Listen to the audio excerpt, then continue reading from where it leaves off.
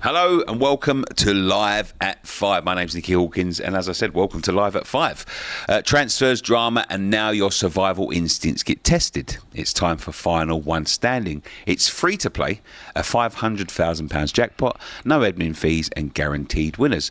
Just pick one Premier League team to win each week. If they do, you're through, and if they lose or draw, you're out. Download the William Hill app, scan the QR code on screen, or click the link below to enter.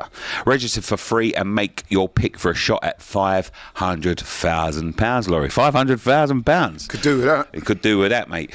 You have to be 18 plus, and it's UK and Ireland only. Remember to always gamble responsibly, and the full T's and C's apply, all linked below. But the transfer daily is hotting up a little bit. The season is, I was going to say slowly, but quickly coming to the start of it. We've got some stuff from Al Hilal. Darwin Nunez apparently is going now, but we'll be talking about that. Benjamin Sesko agrees financial terms with not Newcastle but Manchester United. Everton contact Man City over signing Jack Grealish, which I think would be a big signing for them. Isak to formally tell Newcastle he wants to leave, so he's going to put in a transfer request. And we've got the other stuff from West Ham. But there's not much going on today, Laurie, in terms of transfer. We talk about this every day. But let's start with, I think this is a big one. Al Hilal agree in principle to sign Liverpool to sign Darwin Nunez. Yeah, I mean, he was linked with him before, wasn't he? Earlier on, and then it went flat. But listen, Darwin Nunez is obviously going to move on, isn't he? I mean, Newcastle. He's going to move on, mate. But what I'm saying to you is we've seen over the last couple of months, even the young kid from Aston Villa, I forget his name now, completely escapes me. He went over there and he seems to be very unhappy over there. Oh, yeah, the Colombian kid. Yeah, I should know him because he was going to come to us at one point. But he went over there and he's not getting on very well. Darwin Nunez is only 26 years of age. Is he throwing his career away, Laurie, by going to Al Hilal, or has he got more to give someone in the Premier League? Do you know what? I really like this kid. I really do like him. Yeah, I mean, he's not prolific, but I do like him. But I've heard it being said that he's 100%er. He doesn't know anything other than 100%. So yeah, for that alone, that is a good thing. I mean, listen, it's World Cup year. He's Uruguayan. He'll be hoping to go to the World Cup with Uruguay. I would have thought, unless I'm reading it differently, that his place is pretty much secure as long as he's playing regular football. So I don't think him going there will affect that.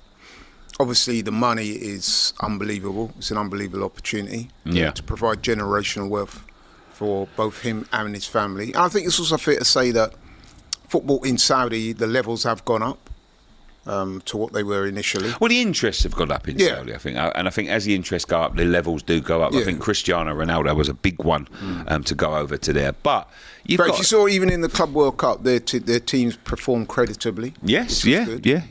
So, listen, I think it's a good move for him to go there. Listen, I don't think he'll end his career there. The way I see that move is he'll probably do a year or two. But is it... He's only 26, so... He's 26, but, 26 is when you should be coming into your prime. Yeah. Yes. So you get to 26, you should be hitting the heights then, right? Because you go from 26 to about 29 is when you hit your prime, and then the decline starts. So do you want to waste, like, let's go you personally, do you want to waste 2 years playing, let's be honest, I'm not... No, I'm not going. I don't want to be disrespectful either, because you're about to be. But I think I'm about just to be. Just before you say you're not going to be disrespectful, it's substandard football. It is substandard football. He's a top. He should be a top level player. He plays for a top level club. £56.6 million, which is, they've always got the money. John Duran was the one that went. That's the one. By the way, I completely forgot his name. Yeah. But I think that makes my case in point. I've completely forgotten his name. It's out of sight, out of mind. Yeah. But £56.6 million. Do you want to be spending your prime years in Al Hilal? Well, I mean, there's other ways of looking at it, though. Like I said, the money, obviously, that first and foremost, that is the big thing. Secondly, it's a chance to experience a different culture, a different way of life, different way of playing football. Thirdly, he is a good player. He will get goals there, so it's probably be good for his confidence to go there and start banging in goals again. Yeah. And then, like I said, I don't think that move will affect his position in the Uruguayan side as long as he's playing regular football. And let's be honest, if he does a year or two there, he'll still only be 28. He can still come back to Europe or South America or wherever the case may be. So I can see why he would want to make that move. I can. You can? Yeah, I can. I said John Duran to the Saudi club when he went was a decent move, because at 20 years old, you've got a chance. You know, as I said before, he grew up in poverty, in abject poverty. Very, very poor part of Colombia he grew up in, and you get a chance there to go make generational wealth, and then at 22 come back, all tax free. That's in the bank for the future.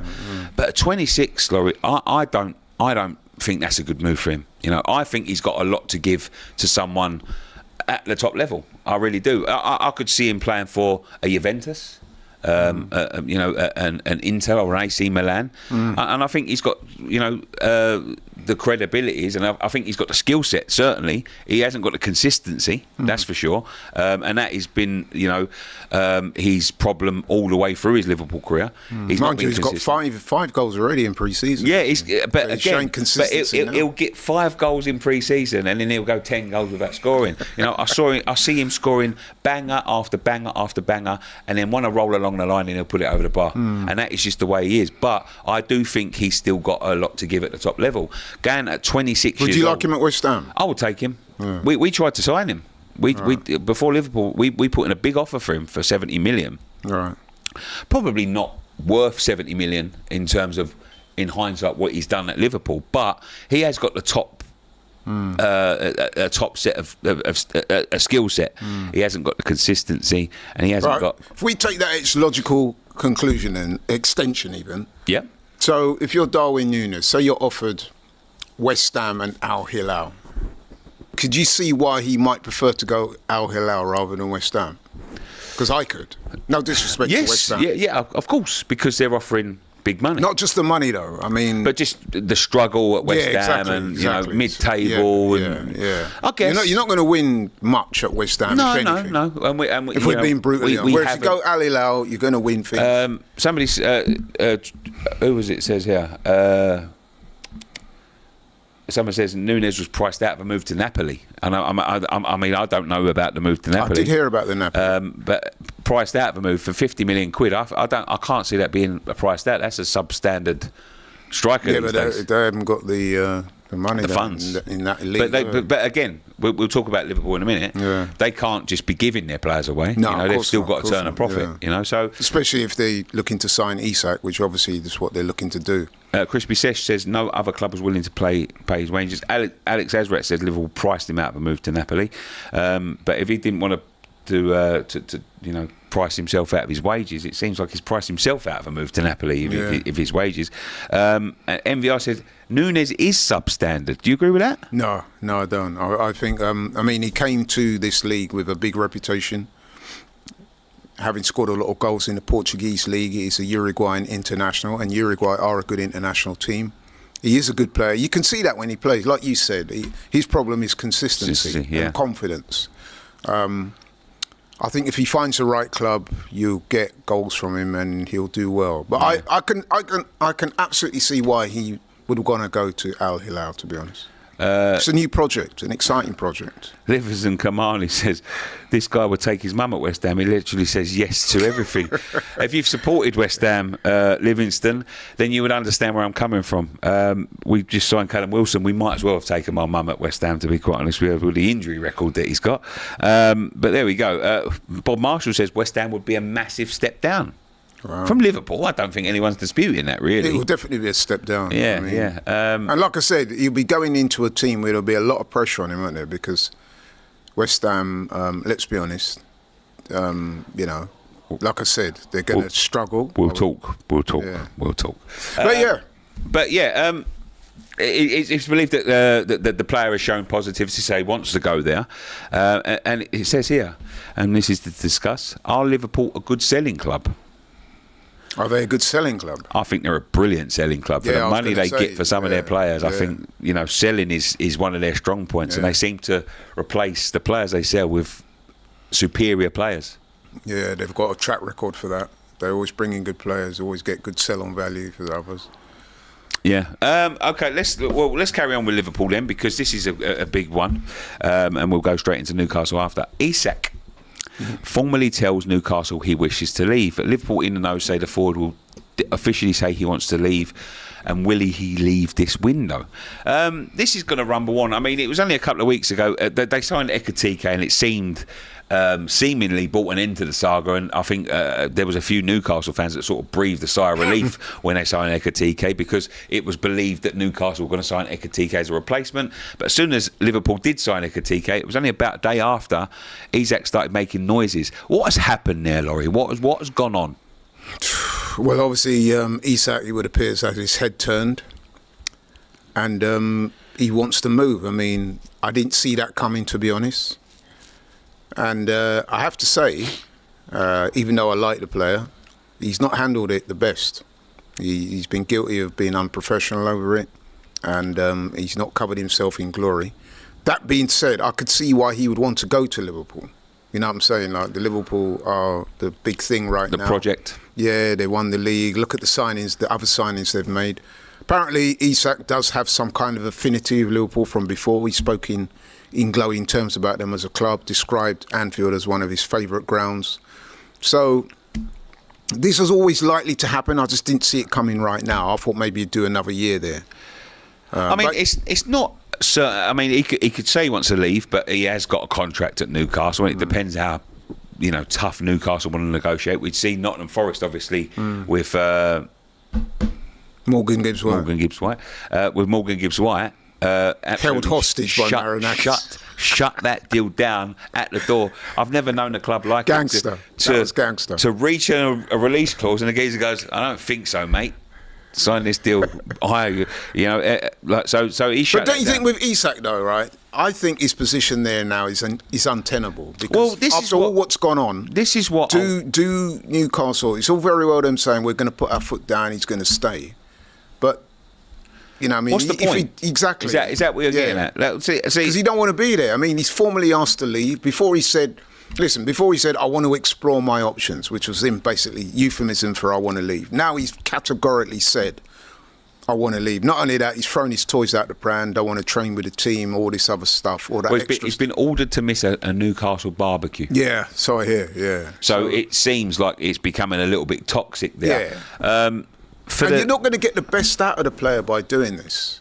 So if you're offered a substantial amount, okay. If I'm Newcastle, I'd be inclined to take it. Well, this is the bad part about football. Where he's had his head turned, I don't know, because there's obviously because on the outside, looking in, right. Ekitike went there. That was the end of it. Yeah. That was the very end of it. And you thought to yourself, right, yeah, obviously they're not going to go for Isak now that they've signed Ekitike. All of a sudden, Isak's making noise. I want to leave. So that's come from somewhere. Yeah. He hasn't just started to make these noises without having some sort of discussion with someone down the line. Yeah. Is it tapping up?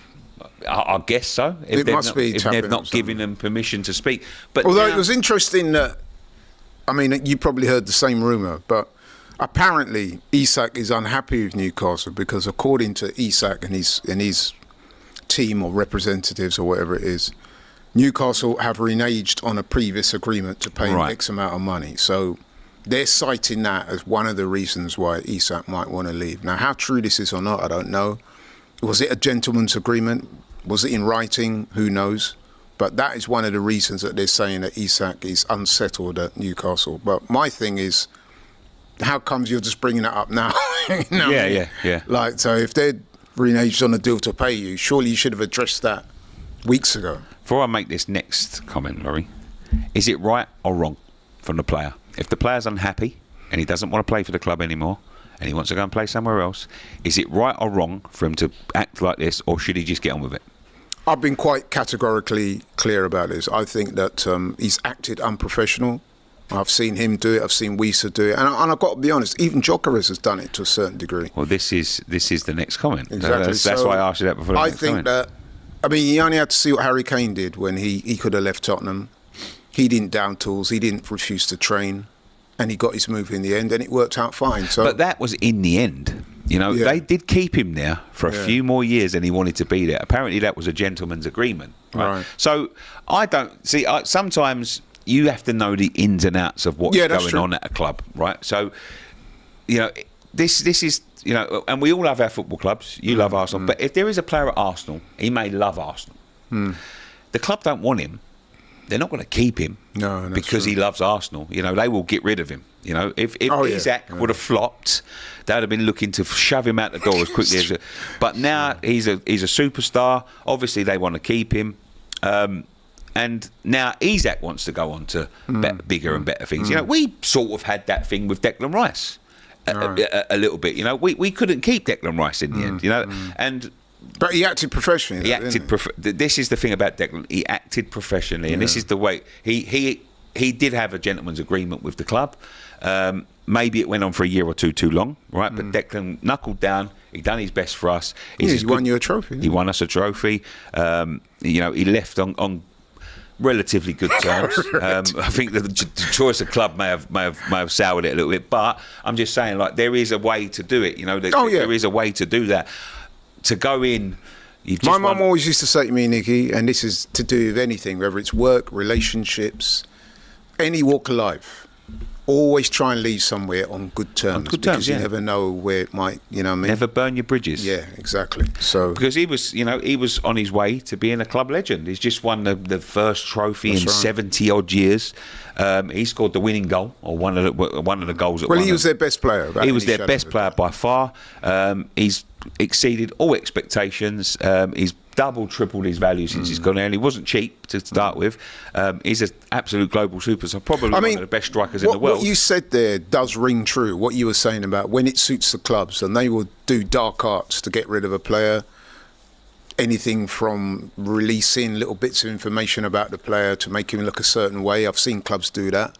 So listen, clubs are not beyond the pale. They do this kind of stuff as well. But speaking as a fan, speaking as an individual, I would always want to see the player conduct themselves in such a way that they are beyond reproach. So, like we just said with Declan Rice, the way he conducted himself over that move, a lot of the West Ham fans were not happy with the situation, selling him, especially to Arsenal. But at the end of the day, when he's left there, he can look any West Ham fan in the eye and say, look, whilst I was at the club, I conducted myself as a professional. I always gave my best. I just wanted to exercise my right to improve myself as a player, financially, whatever the case may be. And fans over time will understand that. Yeah. But when your legacy is of one... I mean, Isak's worked so hard to establish a legacy, and now he's tainted that legacy by the way he's carrying on. If he doesn't get his move, what does he do? Well, he'll have to knuckle down and get on with it. This is the thing. But that's not easy because there's a lot of water under the bridge now.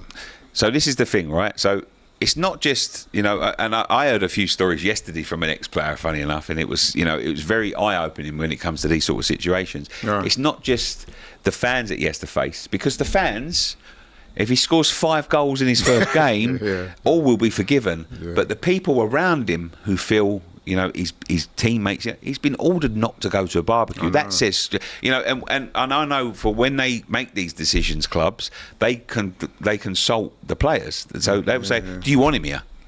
So that's got to be an astounding. Absolutely not. I don't want him here. You know, and they would have seen how he's acted, and they would have thought, no, that not only is it disrespectful to the club and the fans, but you've disrespected us as a group. Yeah.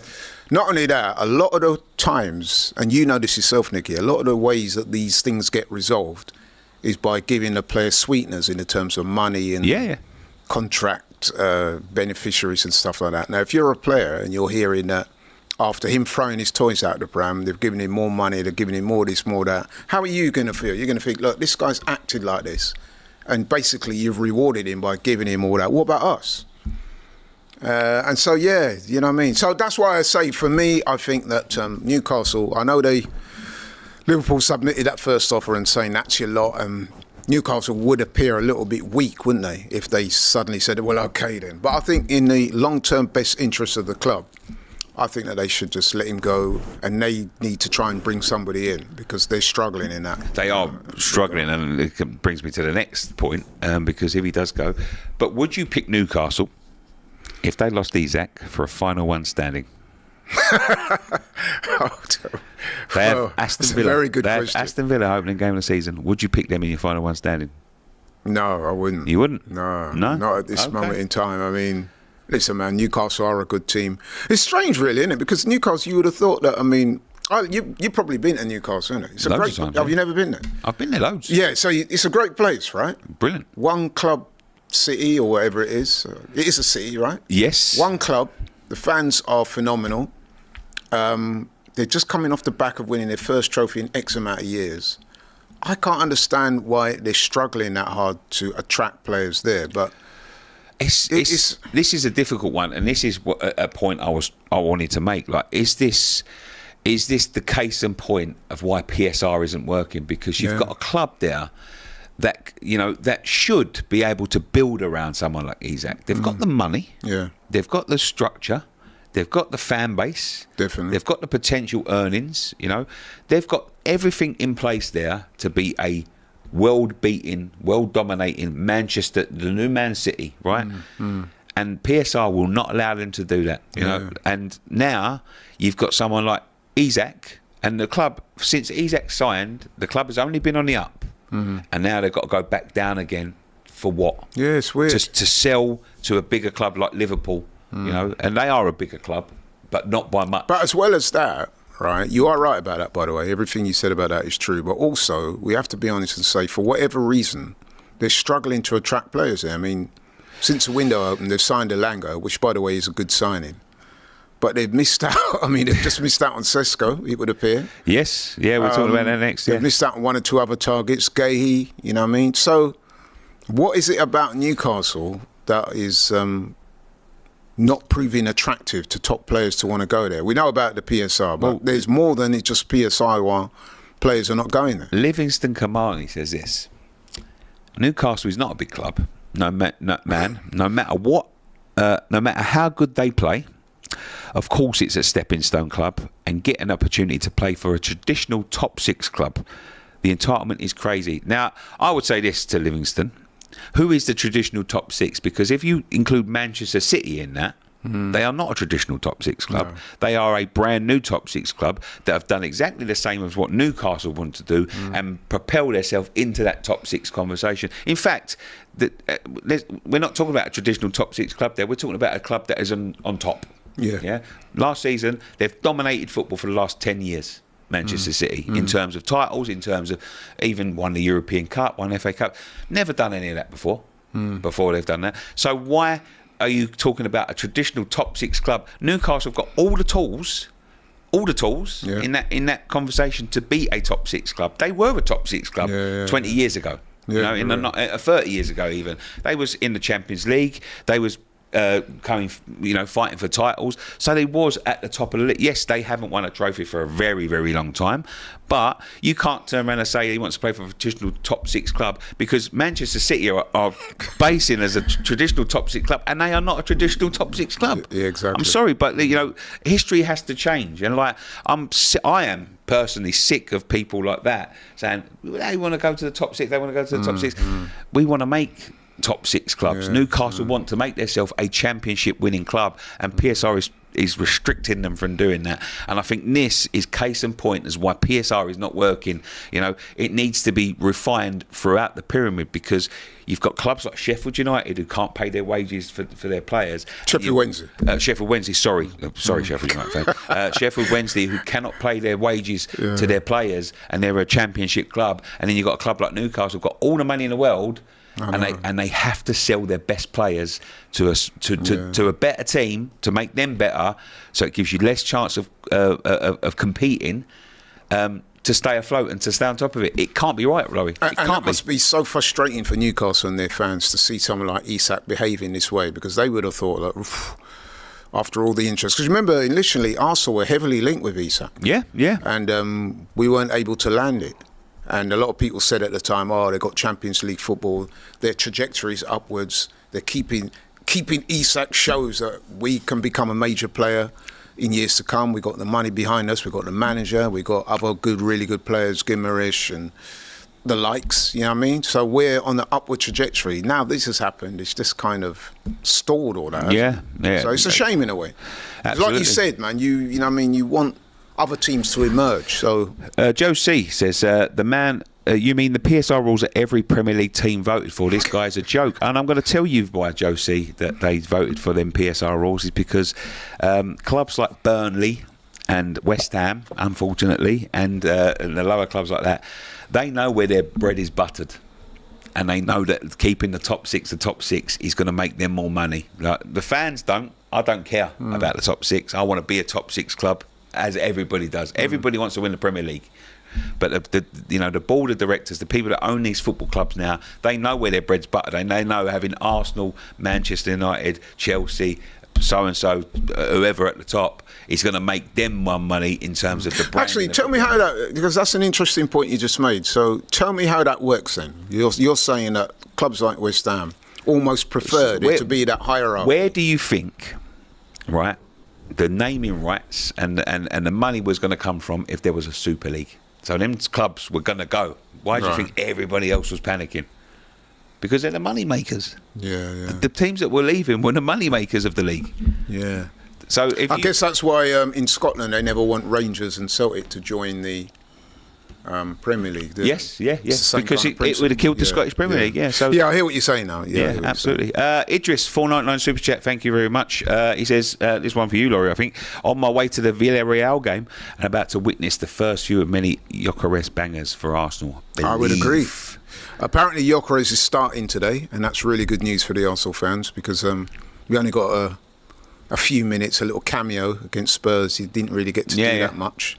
But we're hoping that today and Saturday, because there's 2 pre-season games left, that he can make an impression, get a goal or 2 or 3. Don't get many midweek friendlies these days, do you? You don't. So, that's a weird one. As I was driving up to Finsbury Park, I see a lot of Arsenal shirts there, and I was wondering what was going on. Carrying on with Newcastle, and I think this is the same thing. Sesko's chosen Manchester United over Newcastle, so their transfer woes continue. Man United bid €75 million and €10 million for the Slovenian forward, and Sesko has spoken about as Zlatan is his idol, and Zlatan played for United. I mean, he's clutching at straws there because he barely played for United, didn't he? Let's be honest. He played there for a couple of years at the end of his career, but again, Manchester United building, and they've had a pretty impressive pre-season as well. Listen, a few people are criticising Sesko for saying, how could he turn down Newcastle United? Look where United were in the league. Look at Newcastle currently compared to Man United. But people have to understand that, especially if you're a foreign player, which Sesko is, to him, United will be right up there with the very top clubs in the world, alongside Real Madrid and people like that. So I think it's kind of obvious why he would want to go to United. I mean, they are still a massive, massive club. Going to get to wear that United shirt, play regular football. He's looking at it also. They've signed the likes of Cunha and Mbeumo. They've got a new manager, relatively new manager. So they're building. So there's that saviour complex, isn't it? I can go along to this big club and help to turn them around to become this massive force again. That's got to be hugely attractive. I've heard like that Sesko. From a footballer, a very good footballer, I won't name him, that he wanted to go to United because he thought it'd be the difference. Yeah, I mean, listen, all players have got an ego. That's exactly what they're going to think. They're going to think, right. But that's good for Man United. Oh, yeah, that's absolutely. Absolutely. I mean, and he's right in a way, isn't it? Because look, let's be honest, man. United have struggled to score goals. Højlund, yes, plenty of effort, plenty of endeavour. But what did he get? 4 goals last season? Sesko's going to be looking at that and his team and think, we can triple that easy with the service I'll get at United. So he's only 22. He's thinking, if I can go to Newcastle for a few years, I can establish myself as a big star. Good move for United? Oh, yeah, I think it's a very good move. Not good enough for Arsenal, though. Listen, we were heavily linked with Sesko, and listen, I'm pretty sure he's a good player, but I was always on the Gyökeres train, and the reason for that is that, for me, Gyökeres is the more prolific goal scorer. You look at the goal scoring records, you see that straight away. Not only that, I think it's a question of timing. So Sesko is 22 years old, so he has a high ceiling. He'll probably hit his prime, you were saying earlier, 26, 28. 27, 28. Yeah. With Arsenal, we can't afford to wait, man. You know, we've been runners-up 3 years in a row. We need someone to hit the ground running now. Gyökeres, 27 years old, pretty much in his physical prime, scoring goals for fun. He's exactly what we needed. So us getting him is no shade against Sesko. In fact, I was saying to Robbie just before I come on here today that first game of the season, should Sesko go to United, that is going to be mouth-watering. Fire, yeah, because you've got literally Gyökeres going up against Sesko. Arsenal versus Man United, first game of the season. Man United were after Gyökeres. Yeah. Arsenal apparently was after Sesko at one point. Yeah. They've swapped places. United are in talks with Belieber, says Joe Wright for £2 super chat. Watch this space. He's a good player, by the way. He is a very good player. And Sally Griffin says, hello from Boston. Great show, guys. Does this mean Newcastle will target Nicholas Jackson or Ollie Watkins? I don't see Isak sticking around for Newcastle. Well, they're going to have to get in somebody. Yeah, they're going to have to get in somebody. I quite like that Nicholas Jackson. Although I think either of those two, because Ollie Watkins is proven in the Premier League, I think he'd be good. I think he'd be a very good player. Yeah, but I think Jackson would do well. I think, you know what it is as well? I think Eddie Howe strikes me as the kind of manager that can improve players, right? I mean, you only got to see what he did with Joe Linton. Yes, yeah. You know what I mean? I mean, that was a dramatic turnaround, right? Yeah. So Jackson does have his, how can I put it? His frailties. His temperament, and he's not the most prolific. But I reckon if he goes into an environment like Newcastle with that support system around him, I reckon he can improve. And I reckon Ollie Watkins, likewise, good player, man. He'd fit straight in, but not for the long term. Not for the long term, because he's getting on. He's pushing 30 now. So, just before we move on, try and get both. Yeah, maybe. PSL will allow it. Yeah, if they allow it, yeah. Players have rejected Newcastle, and this is how traumatic their transfer window has been. Trafford, Cunha, and Buemo, João Pedro, Ekatike, and Sesko will potentially miss out on Wissa next week. I reckon they'll get Wissa. Yeah, as we said, right? So Gyökeres against Sesko. So if Sesko does go to Arsenal, does go to Man United first game, could they shock Arsenal? And would you pick? I know you wouldn't, but let's ask the chat. Would you pick United for your final one standing? So there we go. What I would say, though, all jokes aside, is that was always going to be a tough game. Them getting Sesko, if they get Sesko before that game, it just become even tougher. So it's going to be intense anyway. They're never nailed on games. No, in fact, we don't always win at United either. That's always a difficult. You're back game in Arsenal this year, Laurie, against United first game of the season. Yeah, I am. Where is it? It's the first game's at United. At United. Yeah, and I wouldn't even consider it beyond the realms of possibility if that opening game is a draw, because it's the first game of the season. Neither team is going to want to lose. There's so much on it. Yeah, they're not quite up to speed yet. You know what I'm saying? So if we go there and win, that is a hell of a result. If we go there and draw, it's not the worst result in the world. And before people have a go at me and saying, you're going to go out there and play for a draw. No, I'm just laying it bare. That you know what it's like. First game of the season, United are at home. They would have had 2, 3, 4 signings. They're not going to want to lose at home. They'll probably play a low block and try and defend. Maybe. You know what I mean? But listen, if Man United do end up winning that game, first game, it might propel them into a fantastic season. They need something. Let's not talk about it. That's for sure. Everton.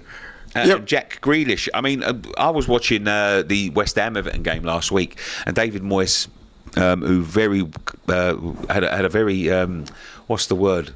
Transparent interview. All right. So he turned around and went, "We're not ready. We are not ready. We need about 10 players in here."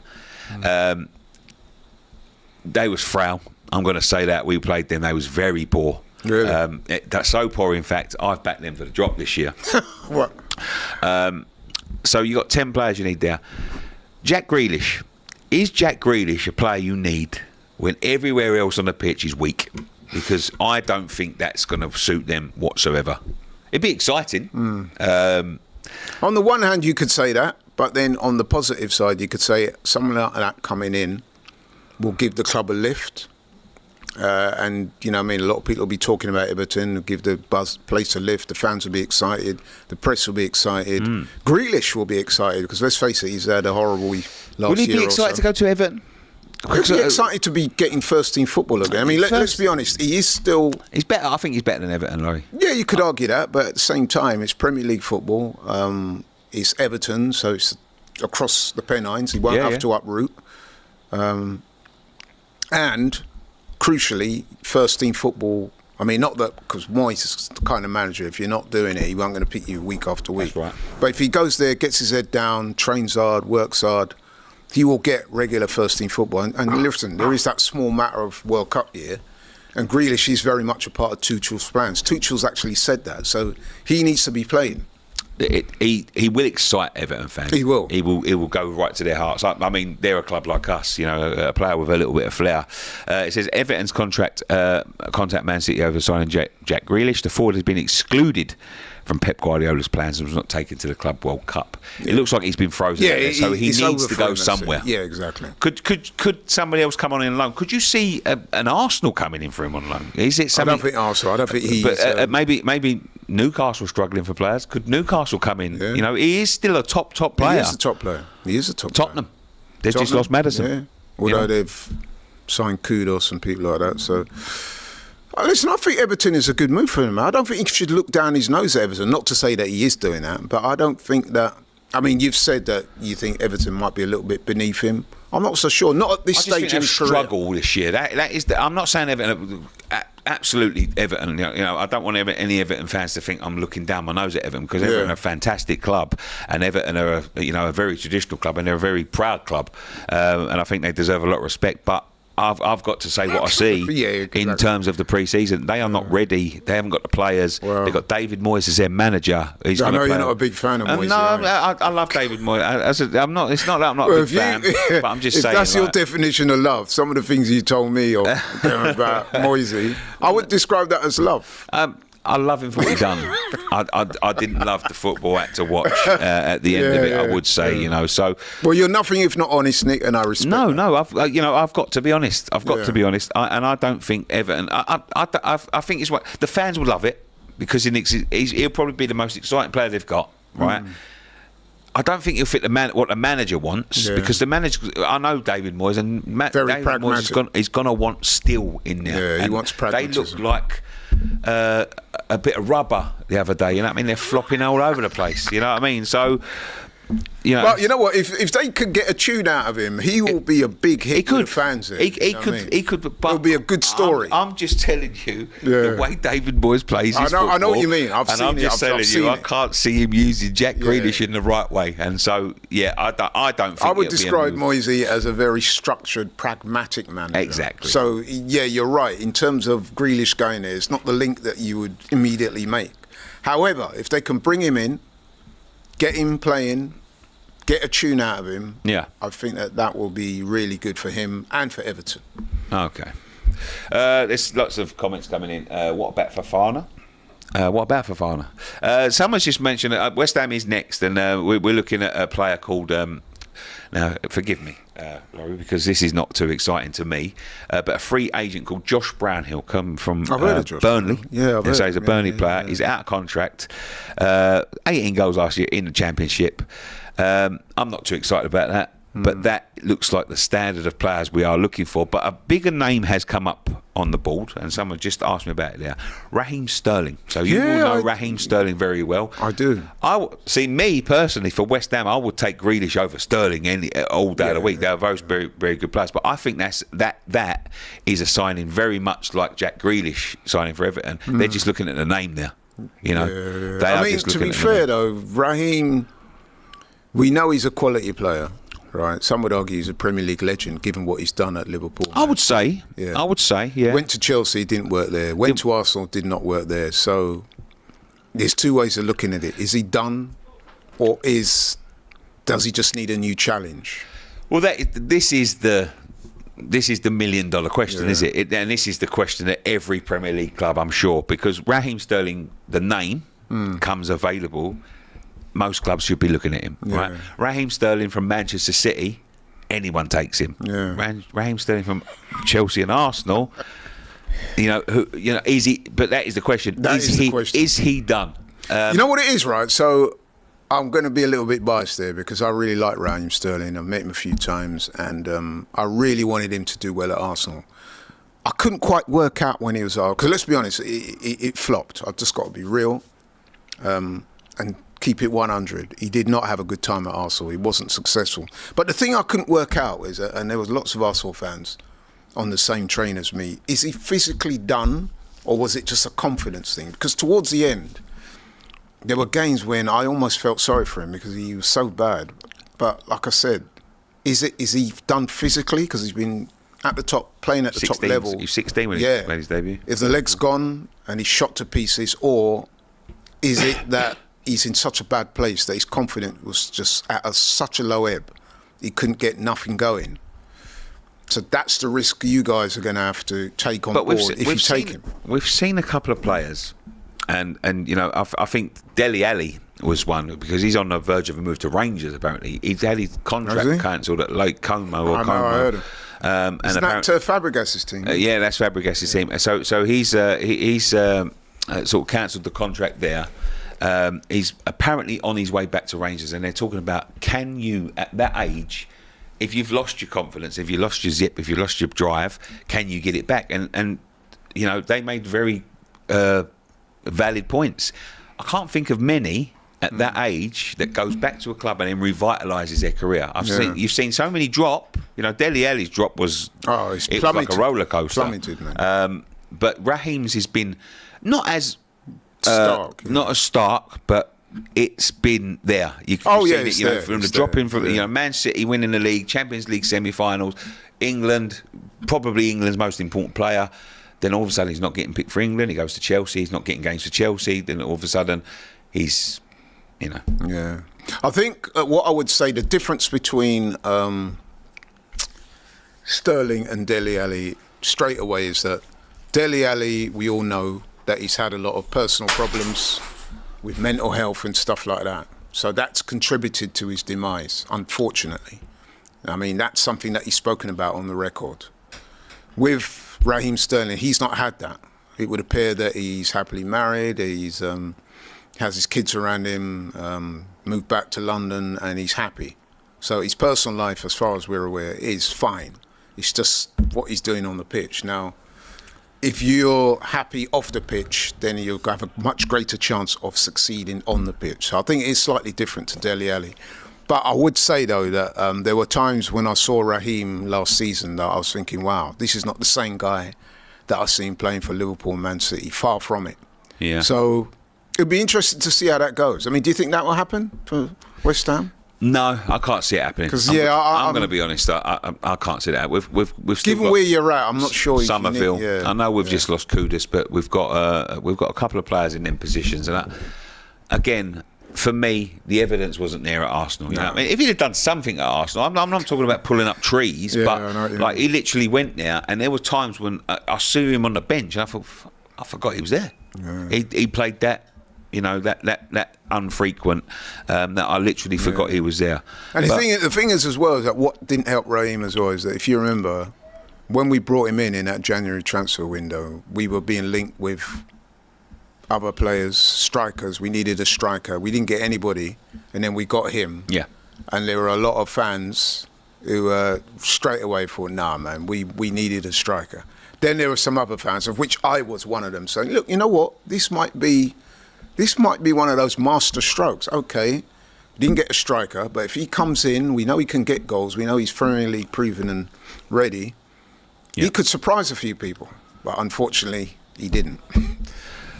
Somebody said Liverpool have joined Tottenham in a race to sign Juventus midfielder Douglas Luiz. I haven't seen anything about Tottenham going for Douglas Luiz. I don't know how true that is. Alex Azret says Sterling is burnt out.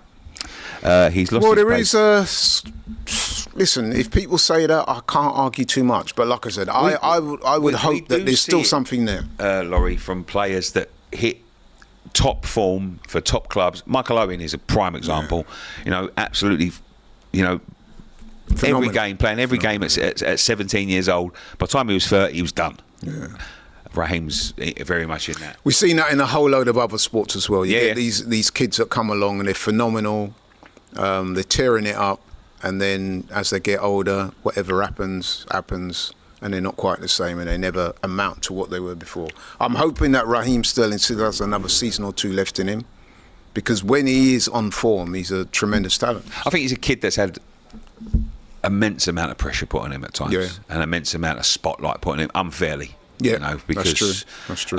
Just of who he was and who he represented at the time at Man City and for England, and I think he was unfair. He was one of them players that was a scapegoat every single time. I could never quite work that out. No, neither could I, because I thought he was a fantastic player for England. I thought he was a breath of fresh air at times. But there we go. Let me know what your comments in the comment section down below. Is Raheem Sterling going to stay in the Premier League, or will he? But you wouldn't want him, no? No, I don't think he'd work. You for think us. that ship's sailed? I think a little trip out to LAFC or something on a card for Raheem, to be honest. Yeah, with you know what? That might not be a bad idea. Or maybe somewhere in Europe where there's less pressure on him. Yeah, a little bit of Spanish football or something. Atletico Madrid or something. Yeah, maybe even Saudi. Could be. But there we go. But West Ham have got a tough opening fixture against Sunderland. Where is that? Home or away? It's away. It's at the Stadium of Light. Xhaka. Who would be your pick out of them two for your final one standing? I think, given that they've signed Granit Xhaka and there's a bit of momentum there, which you guys don't seem to have at the moment, I think I'll probably favour... Because you imagine it, right? Well, you know, you've been around these grounds. Sunderland, first game back in the Premier League, that place is going to be an absolute cauldron. And you're going up there, you've not really done anything in the transfer window. No. Graham Potter's struggling a little bit. It still is open, and we still are open for business at Live at 5, so don't forget, we're going to be here every day until the transfer window shuts. So we haven't quite done in the transfer window yet, Laurie. I hope anyway. But yeah, talking of the final one standing, transfers, dramas, and now your survival instinct gets tested. It's time for the final one standing. Free to play, 500k jackpot, no admin fees guaranteed. Winners. You have to be 18 plus. It's UK and Ireland only. Click the link in the description down below. Download the William Hill app for your chance to win £500,000. Please remember, always gamble responsibly, and the full T's and C's apply. All link below. Play along with us. We're going to be in a mini league, I'm sure. But Laurie, thank you so much for. Thank you, man. Thanks for having me. I've really enjoyed it. Time's flown. It has flown. Laurie's got to go, but we were struggling. We were saying we was going to struggle to get 45 minutes. Now we've overrun, so that's the way Transfer Daily goes. But come back tomorrow. One thing left for me to say: come back tomorrow at 5.